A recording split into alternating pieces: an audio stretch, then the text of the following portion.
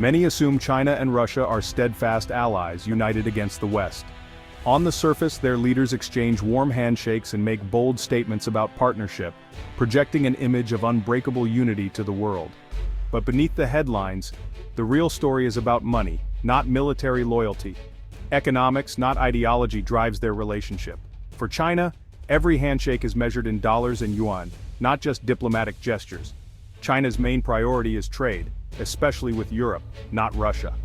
The European market is vast, wealthy, and essential for Chinese exports, far outweighing what Russia alone can offer. The Belt and Road Initiative, a modern Silk Road, is China's multi-billion-dollar project to connect its factories to European consumers. This ambitious network of railways, ports, and highways is designed to make China the beating heart of global commerce. The fastest, most profitable route runs through Russia and Belarus, ending in Poland. This corridor is the backbone of China's overland trade with Europe, moving billions in goods every year. For China, this railway is a lifeline to economic power. Every container that rolls westward carries not just products but the hopes of Chinese businesses and workers. But this vital artery now runs through a geopolitical minefield. Tensions and conflicts along the route threaten to disrupt the flow of trade at any moment. Russia's aggressive moves threaten the entire system, forcing neighbors like Poland to react. Military buildups and political standoffs create uncertainty for every train that crosses these borders. When Poland, the EU's gateway, responds, it can shut down China's path to profit. A single border closure or customs crackdown can halt billions in trade overnight, sending shockwaves through Chinese supply chains. Beijing is caught wanting friendly ties with Moscow, but unable to risk its trade routes being held hostage. Every diplomatic misstep could cost China dearly, both economically and politically. This is the dragon's dilemma, supporting a partner who could burn down the house. China must weigh the risks of standing by Russia against the dangers to its own prosperity. The China-Russia relationship isn't a deep alliance, it's a partnership of convenience. Both sides benefit, but trust is limited, and each is ready to walk away if the costs become too high. Russia wants to reclaim its old power through force, seeking to redraw borders and assert dominance in its neighborhood, regardless of the economic fallout. China wants to dominate global trade from within, using economic influence rather than military might to shape the world order and secure its future. Now their goals are clashing at the Polish border. The intersection of Russian ambition and Chinese commerce has become a flashpoint for global tension. China must face the reality. Its economic ambitions are tied to a partner it can't control. Every decision in Moscow can ripple through Beijing's economy, leaving Chinese leaders anxious and uncertain. The crisis on the Polish border is forcing Beijing to choose between profit and partnership. The stakes are enormous, and the wrong move could jeopardize years of economic progress. The world is watching to see which path China will take.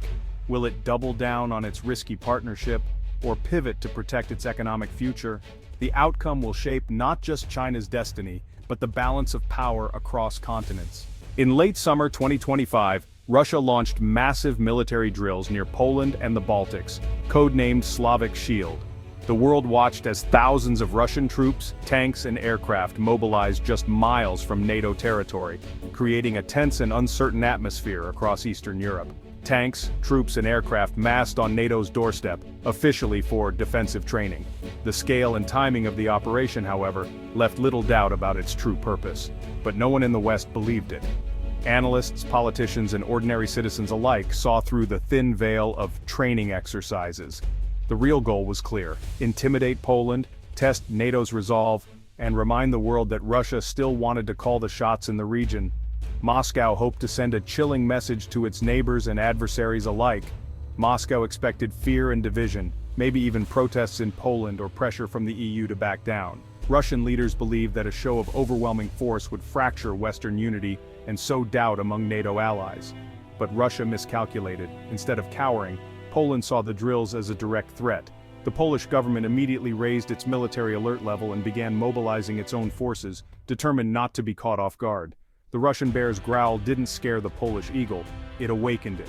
National pride surged, and the Polish people rallied behind their leaders, refusing to be intimidated. Years of Russian aggression in Ukraine and Georgia had taught Poland to take no chances. The memory of past invasions and conflicts was still fresh, fueling a determination to stand firm. The exercises were seen as a possible prelude to invasion, not just posturing. Every move was scrutinized, and every signal from Moscow was treated with utmost seriousness. Rather than divide the West, Russia's show of force united it. NATO allies quickly reaffirmed their commitment to collective defense, and the European Union voiced strong support for Poland. Poland's response would be far stronger than Moscow ever anticipated. The country's military mobilized rapidly, and its people braced for any escalation. Russia wanted to show strength, but instead triggered a chain reaction. The world saw not a dominant power, but a nation whose threats only strengthened its opponent's resolve. The intimidation tactic backfired spectacularly. Instead of fear, it inspired unity and determination across Europe.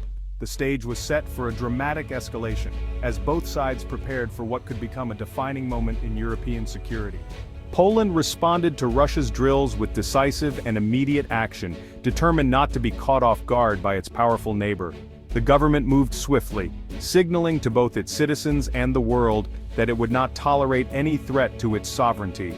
In a show of force not seen in decades, 50,000 troops, along with tanks, armored vehicles, and advanced air defense systems, surged toward the Belarus border. This was the largest mobilization of Polish forces since the tense days of the Cold War, a clear message that Poland was ready to defend its territory at any cost. The border itself was transformed almost overnight, becoming a heavily militarized front line. Barbed wire, patrols and checkpoints replaced what was once a relatively open crossing, turning the area into a symbol of rising tensions in Eastern Europe. Then, on September 15th, Poland took the extraordinary step of closing all land crossings with Belarus. This included shutting down key belt and road rail lines, severing a vital economic and logistical link between East and West. The government justified the closure on grounds of national security, pointing to the threat posed by Russian military exercises and Belarus's use of hybrid tactics, such as disinformation, cyber attacks, and orchestrated migration, to destabilize the region.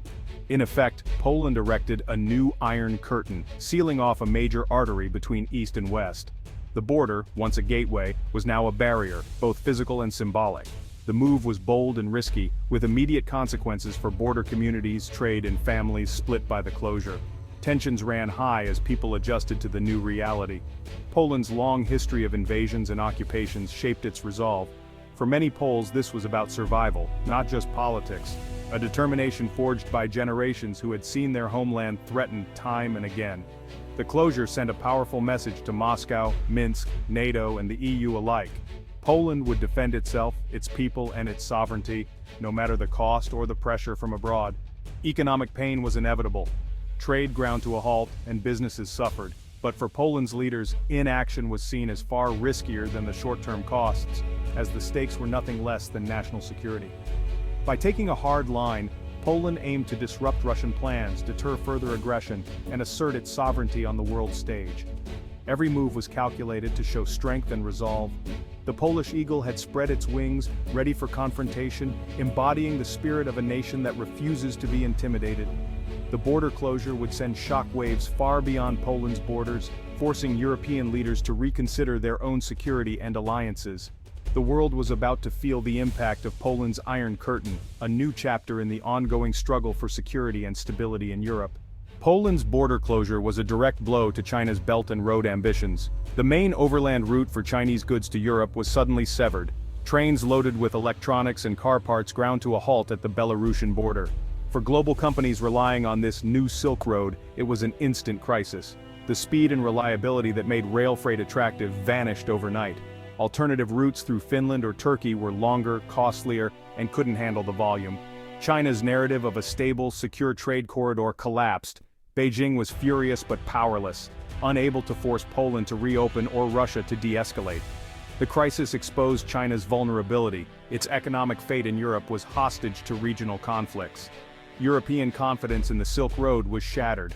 Chinese businesses faced huge losses. The border closure was more than a disruption, it was a strategic setback. China learned that economic power can't always overcome political risk.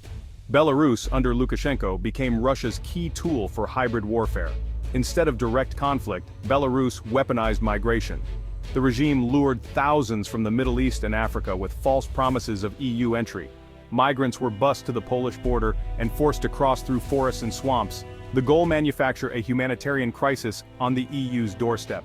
This tactic overwhelmed Polish border guards and stoked political division in the EU. It punished Poland for supporting the Belarusian opposition and served Moscow's aim to weaken NATO.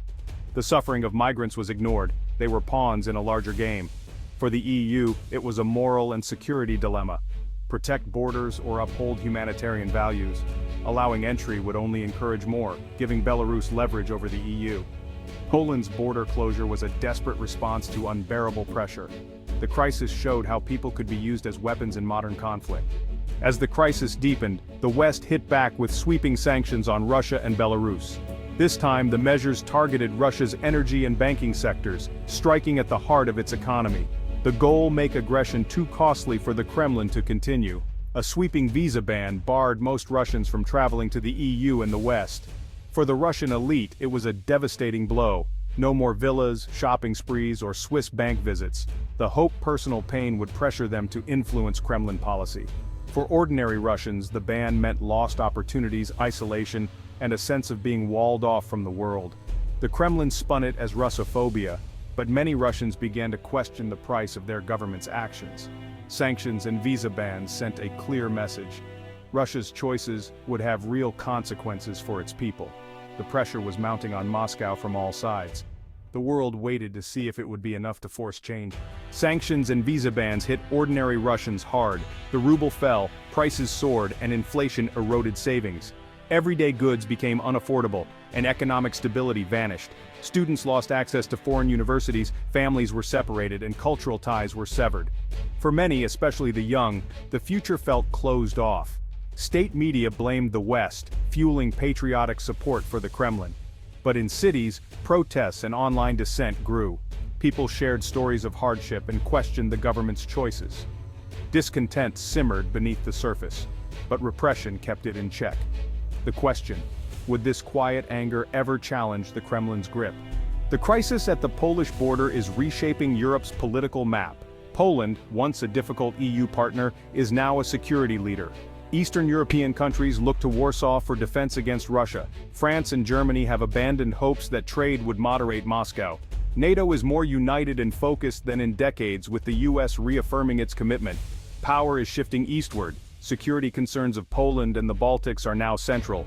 The EU is becoming more assertive and less reliant on the US for defense. The crisis has forged new alliances and silenced critics of collective security. Europe is being reforged in the crucible of this standoff. The continent's future will be shaped by how it responds now. As of September 23, 2025, the world stands at a dangerous crossroads. Poland holds the line, bearing economic pain to defend its security. Russia and Belarus face sanctions, isolation, and a united NATO. Their plan to divide the West has backfired, but they may still escalate. China is caught in the middle. Its global trade project is hostage to a conflict it can't control. Every day the border stays closed, China's Belt and Road looks riskier. Beijing must decide: protect its interests or stay out of a European crisis. The stakes are enormous. Security, alliances, and global economic power hang in the balance.